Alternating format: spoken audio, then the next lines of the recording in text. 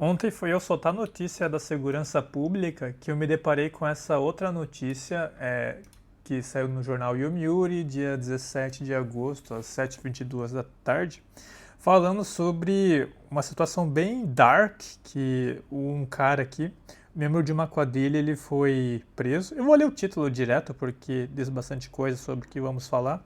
Um membro de uma quadrilha foi preso novamente sob acusação de sequestro após supostamente forçar uma mulher que buscava trabalho de penetrações a atuar como atendente no Sudeste Asiático, prometendo-lhe 5 milhões de iene em uma semana. Para quem não sabe, 5 milhões de iene é algo entre 150 mil e 200 mil reais. É quase que uma casa por semana aí no Brasil. Então, você vê que conclui facilmente que é um golpe. E quem estava oferecendo isso, ele é um cara que ele era da máfia. A máfia aqui do Japão, Yakuza, ela está dividida em três grandes grupos. Um desses grupos é o chamado Sumiyoshikai, que é o grupo que ele pertence. Tem um outro chamado Yamaguchi Gumi e mais um que eu esqueci o nome, mas são três grandes grupos. Eu quero passar pela essa matéria e deixar a minha consideração juntando com o caso do rapazinho Epstein, que é muito fácil de você conectar os pontos aqui. Bom, para começo de conversa, você vê que na matéria está escrito novamente, preso novamente. O que você imagina como um brasileiro? Porra, mano, o Japão ele está tendo a justiça brasileira. O cara ele foi preso, depois soltou, foi preso de novo. Que porra que aconteceu?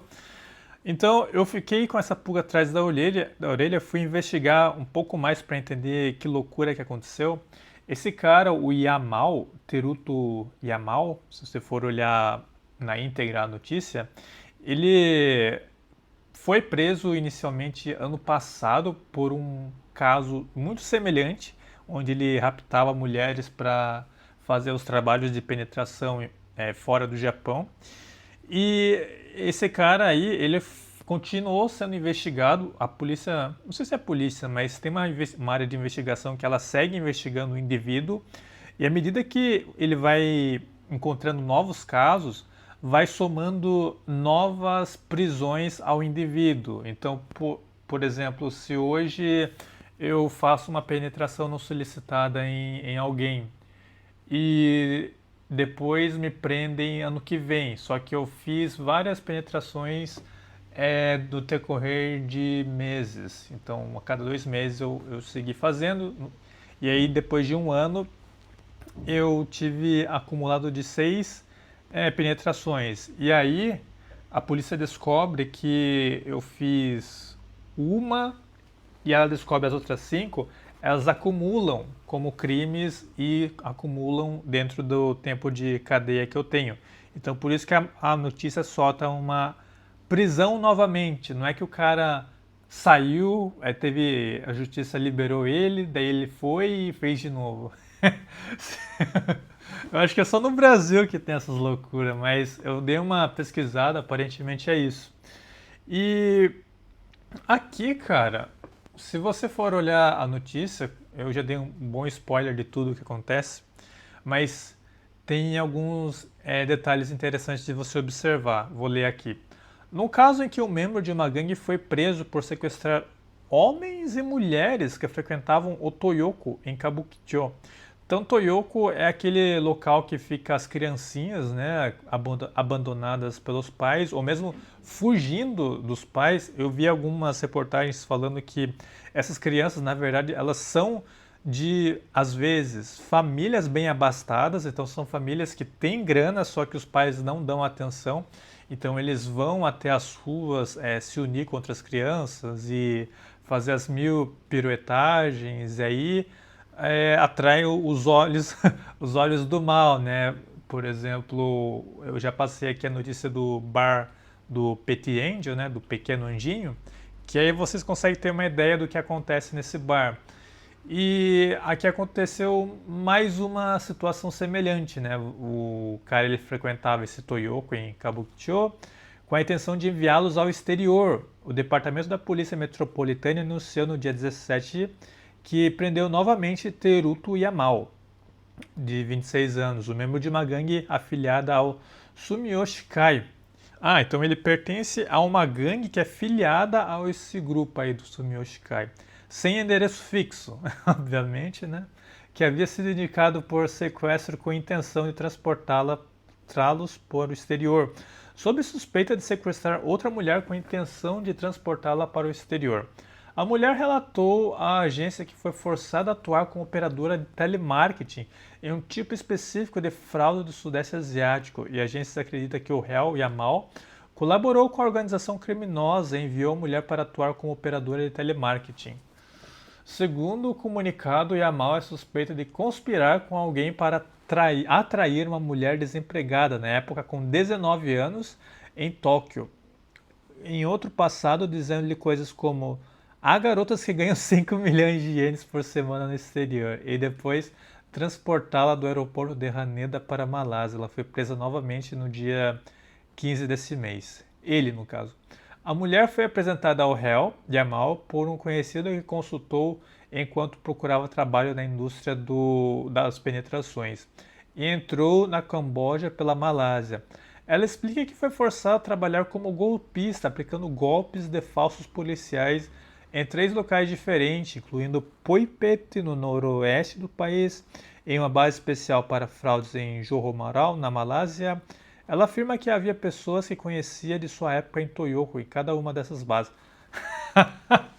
Então esse Toyoko aí é literalmente o ponto que existe o raptamento de tanto criancinhas como pessoas ali próximo de seus 18 anos, para serem levados ao exterior para fazer os seus trabalhos de penetrações, né, que vocês conseguem captar aqui. Eu estou falando isso para não tomar nenhum ban do YouTube. E você consegue conectar, agora é opinião minha, facilmente com o caso do Epstein, né? Você vê que o governo, se ele quisesse fazer alguma coisa para ajudar a questão de famílias, de dar prioridade à questão de educar uma família, ele tem condição de fazer isso. E o sistema, como ele está organizado, ele apenas não o permite porque existe toda uma cadeia de negócio funcionando na gestão de indivíduos aí com muita grana, ali vide o caso do Epstein, e para a alegria deles e felicidade deles, né, eles não fazem interrupções no root cause, eu esqueci, na causa raiz do problema, porque eles se beneficiam disso. Então, se você for tirar a diversão deles,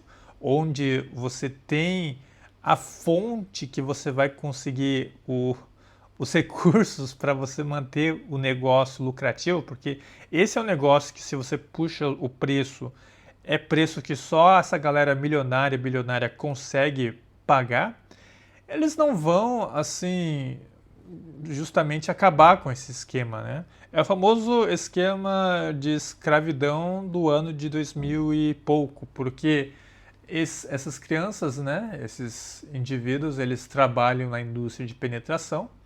É algo vantajoso para ambas as partes. Tem o penetrador que ele fica satisfeito e tem o cara que ele vem de um país miserável e oferece ali o escravo para satisfazer o penetrador e recebe um grande volume de dinheiro para isso, né? Da mesma forma como acontecia há anos atrás.